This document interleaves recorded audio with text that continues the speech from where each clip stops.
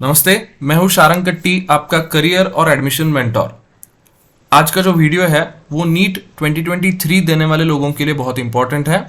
Correction window के regarding एक नया नोटिफिकेशन आ चुका है। 8th, 9th और 10th अप्रैल को हम इस करेक्शन विंडो के हिसाब से जो कुछ मेंशन्ड चीज़ें हैं वो एडिट करना चाहते हैं तो कर सकते हैं। ये नोटिफिकेशन आपके सामने खोल के मैं थोड़ा सा एक्सप्लेनेशन देता हूँ और एक्चुअल एक फॉर्म लॉगिन करके उसके रिगार्डिंग में आपको डिटेल्स देता हूँ। तो ये है एक्चुअल नोटिफिकेशन जो 8 अप्रैल को सुबह आया है। अकॉर्डिंग टू नोटिफिकेशन हम 8 तारीख, 9 तारीख और 10 अप्रैल को रात 11:50 तक हम एडिट कर सकते हैं। उसमें कौन से डिटेल्स हम एडिट कर सकते हैं ये भी प्रॉपरली मेंशन्ड है। एक्चुअली ये तो ब्रोशर में ही मेंशन था और ये यहाँ पे एनेक्सर के हिसाब से फिर से मेंशन किया है। Mobile number, email ID, permanent address, present address, ऐसी चीज़ें कुछ एडिट नहीं होने वाली है। अगर आपका आधार वेरीफाइड नहीं हुआ है तो आप आपके फादर्स नेम, मदर्स नेम और आपका फुल नेम, इसमें से आप कौन सी डिटेल्स एडिट कर सकते हो, या फिर आपका वेरीफाई हुआ है तो आप कौन से एडिट नहीं कर सकते। ये एक्सप्लेनेशन में थोड़ा आगे एक्चुअल जो एक फॉर्म ओपन करके दूंगा उसमें सारा बताता हूँ। कैटेगरी के बारे में मेंशन किया है, स्पेशल रिजर्वेशन जैसे कि हैंडीकैप वगैरह रहता है उसके रिगार्डिंग मेंशन किया है, examination city, medium of question paper, 11th, 12th, 10th के डिटेल्स, ये सब पॉइंटर्स यहाँ पे मेंशन्ड है और इसके अकॉर्डिंगली ये मैं आगे का आपके लिए वीडियो बना रहा हूँ। तो ये है एक्चुअल नोटिफिकेशन करेक्शन विंडो का। तो जिसको भी एडिट करना है तो उसके लिए डेडलाइन है 10th अप्रैल रात 11:50 तक। तो एक एक्चुअली हम एक एप्लीकेशन ओपन करते हैं, उसका मैं प्रोसीजर आपको अगले वीडियो में बताने वाला हूं। अगर किसी को करेक्शन करना है तो ध्यान में रखिए, वन टाइम करेक्शन है। एक बार करेक्शन हो गया तो फिर से आप रिवर्ट भी नहीं आ सकते, अंडू भी नहीं कुछ कर सकते, और सेकेंड करेक्शन कुछ आपको करना है तो वो भी आपको अलाउड नहीं है। तो ध्यान से देखिए वीडियो, और अगर जरूरत है तो ही आप एडिट कीजिए, अदरवाइज एडिट करने की जरूरत नहीं है। तो लॉगिन करने की भी जरूरत नहीं है। सो बेसिकली आपको एनटीए के मेन पेज पे जाना है, neetnta.nic.in। वहां पे नीट यूजी 2023 करेक्शन विंडो ये आपको कैंडिडेट एक्टिविटी में दिखाई देगा। वहां पे क्लिक करना है, जैसे हम जनरल लॉगिन करते हैं वैसे लॉगिन करना है, और एक बार आपका एप्लीकेशन नंबर और मोबाइल नंबर यूज करके आपने लॉगिन किया तो आपको ये विंडो सामने दिखेगी। तो एक स्टूडेंट का ही एप्लीकेशन है जहां पे आप देख सकते हो कि सारे डिटेल्स आपको, registration details, view application details, payment details, even confirmation page, verification of mobile and email ID यहाँ पे दिखाई देगा। आपका नाम और आपका एप्लीकेशन नंबर ऊपर राइट साइड पे दिखाई देगा। जो आपका कंफर्मेशन पेज है, जो आपको ईमेल में आना चाहिए था, किसी को आया है, किसी को नहीं आया है, पर यहाँ पे आप देख सकते हो डाउनलोड कंफर्मेशन पेज ऐसा दिख रहा है विंडो, तो आपका एप्लीकेशन सक्सेसफुल है। आप मतलब ये आपके लिए क्लियर है। इसके नीचे जो पॉइंट है वो करेक्शन विंडो के लिए हमारे पास इंपॉर्टेंट रहेगा। करेक्शन इन एप्लीकेशन फॉर्म, अगर किसी को करेक्शन करना है तो ही आप इस पे क्लिक करेंगे, और एक बार करेक्शन क्लिक करने के बाद आपको ये पूछता है, यहाँ पे बताता है कि it is a one time correction window. तो करेक्शन करना है तो यहाँ पे जो टैब दिया है करेक्शन इन एप्लीकेशन फॉर्म, उस पर आप क्लिक करना। उसके बाद रूल्स कुछ आते हैं कि आप क्या क्या और कितने बार एडिट कर सकते हो, ये आपको ध्यान से पढ़ना है। और उसके बाद आपको एक नीचे ओटीपी आएगा, ईमेल आईडी पे भी आएगा और मोबाइल नंबर पे भी आएगा, दोनों पे सेम ही ओटीपी आएगा। आप एप्लीकेशन भरते वक्त जो अलग अलग आ रहे थे वैसा कुछ नहीं होगा, वो आपको ओटीपी यहाँ पे एंटर करना है और वेरीफाई एंड प्रोसीड पे क्लिक करना है। एक बार प्रोसीड पे क्लिक करने के बाद आपको सारे स्टेप्स ऑलमोस्ट कंप्लीट दिखेंगे, और फाइनल सबमिशन का इनकम्प्लीट अब क्यों दिखेगा, क्योंकि आपने करेक्शन विंडो में एंट्री की है, अदरवाइज वो इनकम्प्लीट नहीं है। ये एक इंपॉर्टेंट पॉइंट है। और आपको जो भी डिटेल्स चेक करने हैं आप चेक कर सकते हो। बहुत सारे डिटेल्स अलाउड ही नहीं है आपको एडिट करने के लिए, फिर भी मैं एक एक करके दिखाता हूँ। कॉन्टैक्ट डिटेल्स जो है हम एडिट ही नहीं कर सकते। यहाँ पे कर्सर में लेके जा रहा हूँ, यहाँ पे कुछ हम एडिट ही नहीं कर सकते। सो यहाँ पे कुछ भी आप एडिट करना चाहते हो तो सर हमने एड्रेस में कॉमा नहीं डाला था, स्लैश नहीं डाला था, हमारा फ्लैट नंबर चेंज हो गया, ऐसे कौन से भी डिटेल्स एडिट करने की यहाँ पे जरूरत नहीं पड़ेगी, इसीलिए वो विंडो दिया भी नहीं है। तो परमानेंट या फिर प्रेजेंट एड्रेस डिटेल्स करेक्शन की कुछ जरूरत नहीं है। पर्सनल डिटेल्स में अगर हम जब क्लिक करते हैं तो पर्सनल डिटेल्स में बहुत सारे ऑप्शंस है जो हमें एडिट करना इंपॉर्टेंट हो सकता है। जैसे कि यहाँ पे सरनेम फर्स्ट है, मिडिल नेम और लास्ट में जो लिखा है वो फादर्स नेम लिखा है। तो ऐसे केस में अगर किसी को ये चेंज करके फर्स्ट नेम, मिडिल नेम और सरनेम करना है तो वो कर सकता है, नो इश्यू। पर इसमें कंडीशंस है। इंपॉर्टेंट पॉइंटर्स कौन से हैं? Name, birth date, gender, father's name, mother's name. इन 5 पॉइंट में से आपको कौन सा भी एक ही पॉइंट एडिट करना पॉसिबल है। सो अगर आप नाम आपका थोड़ा भी चेंज करते हो, मतलब उसकी ऑर्डर शफल करते हो, तो आपको बाकी कौन से भी डिटेल्स चेंज करने के लिए मतलब अलाउ ही नहीं करेगा। सो आपको कौन सा भी एक ही करेक्शन अलाउड है। तो बेसिकली आपका फॉर्म में मेजर मिस्टेक हुआ है, तो आपका जो फर्स्ट नेम है ना उसमें स्पेलिंग मिस्टेक है तो उसको पहले सुधारो, ना कि फादर्स मदर्स नेम को। आपके अगर जेंडर में मिस्टेक है ना तो उसको पहले करेक्ट करो, वो सबसे इंपॉर्टेंट है हमारे लिए, अदरवाइज वो बहुत इफेक्ट करेगा। आपके बर्थ डेट में मिस्टेक हुई है तो yes you have to change that. So ये इंपॉर्टेंट पॉइंट्स हैं। आप एक साथ सारे डिटेल्स चेंज नहीं कर सकते। ये क्यों किया है? अगर एक का एप्लीकेशन पूरा भर दिया और बाद में लोगों ने पूरे डिटेल्स ही चेंज कर दिया और दूसरे लोगों का मतलब दूसरे कैंडिडेट का एप्लीकेशन भर दिया, ऐसा भी हो सकता है। तो बेसिकली कुछ चीजें मैंडेटरी रखिए कि आप एक ही कौन सा भी डिटेल्स चेंज कर सकते हो।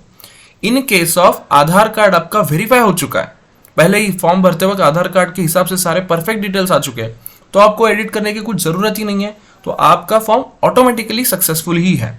तो आप यहाँ पे आपको करेक्शन विंडो में आपका नाम, बर्थ डेट चेंज करने का ऑप्शन नहीं आएगा।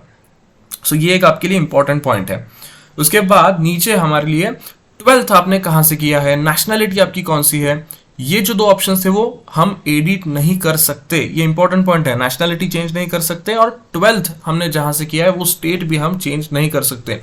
सर गलती से महाराष्ट्र का मध्य प्रदेश हुआ था, अब कुछ कर सकते हैं क्या? नो, करेक्शन विंडो में वो ऑप्शन ओपन नहीं किया है। फिर भी आपको मैं फिर से बोलता हूँ, एडमिशन के वक्त हम इसका इशू सॉल्व कर सकते हैं, तो ये मेजर कंसर्न नहीं होगा। जैसे नाम, ये एक मेजर कंसर्न है, अगर उसमें ही स्पेलिंग मिस्टेक है तो आपको वो चेंज करना चाहिए।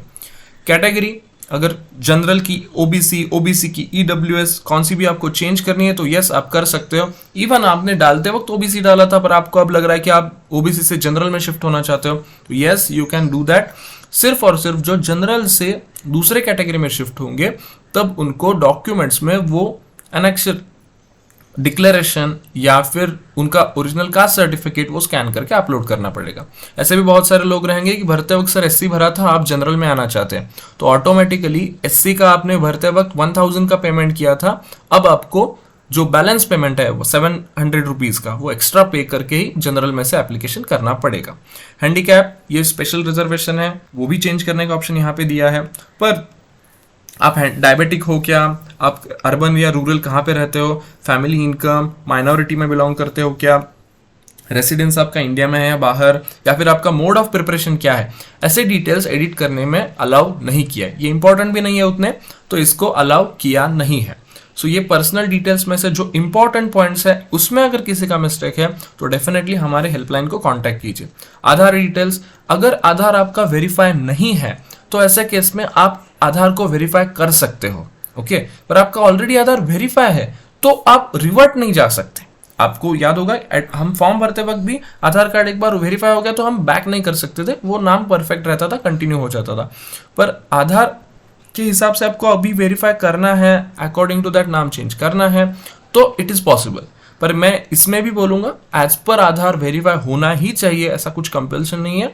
और या फिर आधार से वेरीफाई हुआ है और एज पर 10th नाम नहीं है तो वो भी इंपॉर्टेंट नहीं है, ये करेक्शन के लिए इंपॉर्टेंट पॉइंट नहीं रहेगा। उसके बाद इंपॉर्टेंट पॉइंट आता है फिर से कि क्वेश्चन पेपर मीडियम, सर हमने गलती से मलयालम सिलेक्ट किया था, मराठी सिलेक्ट किया था, अब हमें इंग्लिश में ही पेपर देना है, तो ऐसे केस में आप फिर से लैंग्वेज क्वेश्चन मीडियम चेंज कर सकते हो। आपकी एग्जामिनेशन सिटी गलत मेंशन हुई थी तो वो भी आपको चेंज करनी है, तो यस आप चेंज कर सकते हो, वो भी अलाउ किया गया है। Father's occupation, mother's occupation, father's qualification, mother's qualification, ये भी डिटेल्स अलाउ की है। इसकी भी कुछ जरूरत नहीं थी बेसिकली, पर ये अलाउ किया है कि आपको अगर किसी को एडिट करना है तो आप यहाँ पे एडिट कर सकते हो।